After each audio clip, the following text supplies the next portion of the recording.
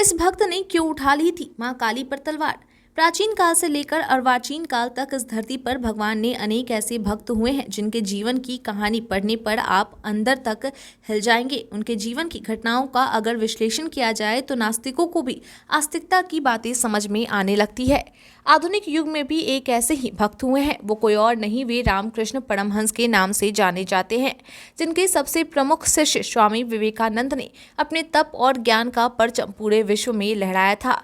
रामकृष्ण परमहंस का जन्म 18 फरवरी 1836 ईस्वी में पश्चिम बंगाल के कामारपुकुर नामक ग्राम में हुआ था। उनका बचपन का नाम गदाधर था। उनके पिता खुदीराम और माता चंद्रा देवी थी। बताया जाता है कि रामकृष्ण परमहंस अवतारी पुरुष थे। रामकृष्ण परमहंस कोई साधारण पुजारी नहीं थे। वे कलकत्ता में दक्षिणेश्वर मंदिर में रहकर मां काली की सेवा करते थे। उनके लिए मां काली मात्र एक मूर्ति नहीं थी, बल्कि उन्हें मां काली का दर्शन भी होता था। वे मां काली के ऐसे गिने चुने भक्तों में से एक थे जिनके पुकारने मात्र से ही मां काली दौड़ी उनके पास चली आती थी, उन्हें प्रकट होकर दर्शन देती थी। इतना ही नहीं, रामकृष्ण परमहंस ऐसे भक्त थे जिनके हाथ से माता भोजन भी करती थी और उनके साथ बातें भी किया करती थी। मां काली से बातें करके रामकृष्ण भाव विभोर हो जाते थे। एक दिन की घटना यह है कि हुगली नदी के किनारे रामकृष्ण परमहंस अपनी भक्ति में लीन बैठे हुए थे। तभी वहां एक प्रसिद्ध संत आए जिनका नाम तोतापुरी था। वे एक सिद्ध पुरुष थे। जब पहली बार परमहंस को उन्होंने देखा तो उन्हें इस बात का अनुमान हो गया कि यह व्यक्ति कोई सामान्य पुरुष नहीं बल्कि माता काली के महान सिद्ध संत हैं। बताया जाता है कि रामकृष्ण परमहंस को देखकर तोतापुरी जी ने उन्हीं से ज्ञान प्राप्ति का विचार किया, लेकिन रामकृष्ण परमहंस की देवी के प्रति कुछ ऐसी भक्ति थी कि जहां उनकी भक्ति उनकी शक्ति थी तो वहीं उनकी वही भक्ति उनकी समस्या भी थी, क्योंकि वे घर घड़ी हर पल माता काली के ध्यान में ही डूबे रहते थे। तोतापुरी जी के कहने पर रामकृष्ण परमहंस उन्हें ज्ञान देने के लिए तैयार तो हो गए, लेकिन जब भी वे तोतापुरी को उपदेश देने के लिए बैठते कि उसी दौरान अचानक वे मां काली की भक्ति में डूब जाते और उन्हें भाव समाधि लग जाती। और ऐसा अक्सर होता रहता था, जिसके चलते ज्ञान की चर्चा अधूरी ही रह जाती थी।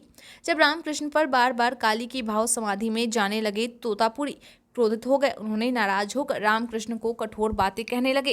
उन्होंने रामकृष्ण परमहंस को मां काली के टुकड़े टुकड़े कर देने का आदेश दे दिया। तब परमहंस हतप्रभ रह गए कि कोई कैसे माता के लिए इतने कटु वचनों का उपयोग कर सकता है। मां काली के लिए इतने क्रूर शब्दों को कोई कैसे अपने मन में स्थान दे सकता है। तोतापुरी जी की जिद यही थी कि वे अपने हाथों से दिए गए तलवार के द्वारा परमहंस से उनकी काली पर वार करवाएं।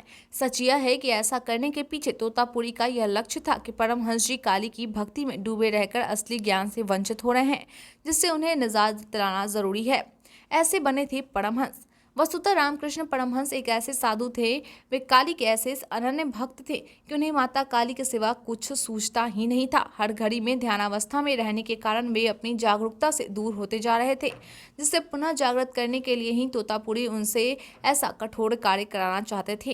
कथा मिलती है कि जब अगली बार रामकृष्ण तोतापुरी को ज्ञानोपदेश देने के लिए बैठे तो फिर से उनका मन मां काली में डूबने लगा। वे काली के ध्यान से मग्न होने लगे। ऐसा देखकर तोतापुरी ने रामकृष्ण के मस्तक के पास कांच के टुकड़े से चीरा लगाकर काट दिया, जिससे उनका ध्यान टूट गया। आपको बता दो कि मस्तक ही ध्यान केंद्रित करता है और एक साधक अपने ध्यान में लीन होता है। तोतापुरी ने उनके ध्यान को तोड़ने के लिए ऐसा किया था। उनके ऐसा करने से रामकृष्ण का ध्यान टूट गया। उन्होंने तलवार उठाया और माता काली की छाया पर तलवार से वार कर डाला। उन्होंने इस कृत्य से और माता के आशीष से उनकी जागरूकता उनके अंतःकरण में वापस आ गई और तब वे रामकृष्ण से रामकृष्ण परमहंस हो गए। रामकृष्ण भारत के उन गिने चुने प्रख्यात संतों में से एक थे जिनके आज दुनिया में लाखों की संख्या में अनुयायी है और उनकी प्रसिद्ध संस्था रामकृष्ण मिशन की भारत और अन्य देशों में अनेक शाखाएं हैं, जिनकी स्थापना उनके प्रसिद्ध युवा शिष्य स्वामी विवेकानंद ने की थी। धन्य है यह भारत भूमि जिसकी कोख ने ऐसे संतों को पैदा किया।